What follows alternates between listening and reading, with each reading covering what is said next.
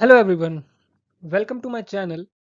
Myself Shubham Jindal, and today we are going to learn why any number having power 0 is equals to 1.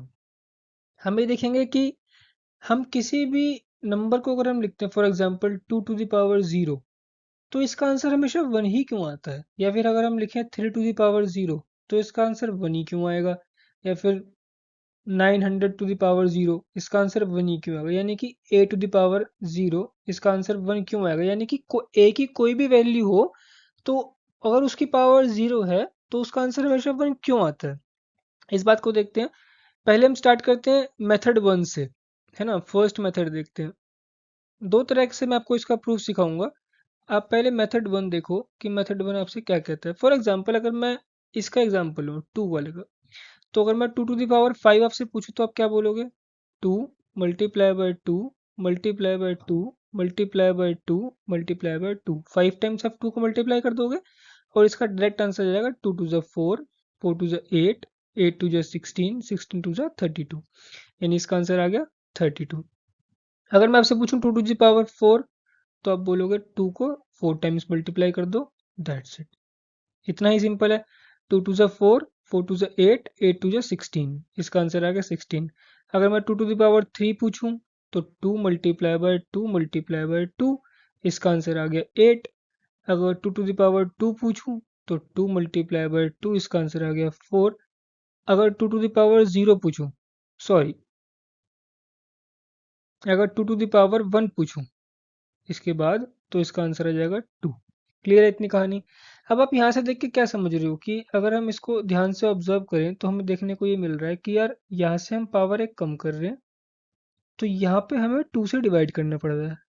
यहाँ से हम power एक कम कर रहे हैं तो यहाँ से हमें 2 को डिवाइड करना पड़ रहा है ये लाने के लिए। ऐसे ही 16 लाने के लिए 2 से डिवाइड करना पड़ रहा है। पावर एक कम कर रहे हैं तो 2 से डिवाइड करना पड़ रहा है 4 लाने के लिए। पावर एक कम कर रहे हैं तो 2 से डिवाइड करना पड़ रहा है 2 लाने के लिए। क्लियर है इतनी कहानी। इसी सिचुएशन के हिसाब से अगर मैं 2 टू द पावर 0 लिखूं, पावर एक कम करूं, तो इस 2 को डिवाइड करना पड़ेगा। तो अगर हम 2 को 2 से डिवाइड करेंगे क्या आंसर आएगा? 1। ठीक है। अब देखते हैं क्या ये पैटर्न आगे भी फॉलो हो रहा है। फॉर एग्जाम्पल अगर मैं और नीचे जाऊं यानी 2 टू द पावर -1 कर दूं, तो लॉजिकली इसका आंसर क्या होना चाहिए? इसको हम फिर हम 2 से डिवाइड करना चाहिए, तो 1/2 आंसर आना चाहिए। तो आप ध्यान से देखोगे कि इसका आंसर क्या आएगा? 1/2 ही आएगा। क्लियर है इतनी कहानी। क्लियर है, इस मेथड से प्रूव हो गया। अगर हम 3 के एग्जाम्पल लेके चलते हैं, अगर हम 3 का एग्जाम्पल लेंगे तो भी इससे प्रूफ हो जाएगा। अगर हम किसी भी नंबर का एग्जाम्पल लेंगे तो सेम सिचुएशन से प्रूफ हो जाएगा। अब देखो, अगर मैं लिखता हूँ 3 टू द पावर 3 तो इसका आंसर आपको पता है क्या आता है? 27। अगर मैं लिखता हूँ 3 टू द पावर स्क्वायर तो इसका आंसर आता है 9। 3 टू द पावर 1 इसका आंसर आता है 3। क्या कर रहे हैं हम? 3 से डिवाइड। क्या कर रहे हैं? 3 से डिवाइड। क्या कर रहे हैं? 3 से डिवाइड। तो क्या आंसर आएगा? 3 टू द पावर 0 आंसर 1। और 3 टू द पावर -1 लिख दूं तो क्या जवाब हो जाएगा? 1/3। इतनी सी कहानी है बस। ठीक है। इसीलिए किसी डिजिट की भी पावर 0 हो तो आंसर उसका क्या होता है? 1। इसको देखते हैं हम एक और प्रूफ से। ठीक है, एक और तरीके से हम इसको प्रूव करने की कोशिश करते हैं। देखना आप ध्यान से, बहुत ही अच्छा तरीका है। आपने एक्सपोनेंट्स के रूल्स पढ़े होंगे, लॉज ऑफ एक्सपोनेंट्स। ठीक है, मैं आपको दो एक्सपोनेंट्स एक बार फिर से याद करवाता हूँ, आपको देखना याद आ जाएंगे। अगर मैं लिखता हूँ for example a to the power m multiply by a to the power n, तो इसको क्या लिखते हैं हम? A to the power m plus n। जब बेस सेम हो और पावर डिफरेंट हो तो हम क्या करते हैं? Base same as it is रह जाता है और पावर्स को हम ऐड कर देते हैं। यही रूल है। रूल यही कहता है। सिमिलरली एक और रूल हमने पढ़ा था, a to the power m divided by a to the power n। तो ये क्या बन जाता है? बेस सेम रहता है और पावर्स क्या हो जाएंगी? माइनस। बेस सेम हो और डिफरेंट पावर्स हो तो क्या हो जाता है? पावर्स माइनस हो जाएंगे। इतनी सी कहानी है।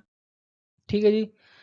अब अगर हम इसको अपने फॉर्मूले के हिसाब से कन्वर्ट करने की कोशिश करें तो हम इसको लिख सकते हैं a to the power m divided by a to the power m। अगर सेम डिजिट से डिवाइड कर दूं तो क्या आंसर आएगा? देखो, 1 आंसर आएगा, ये आपको पता है।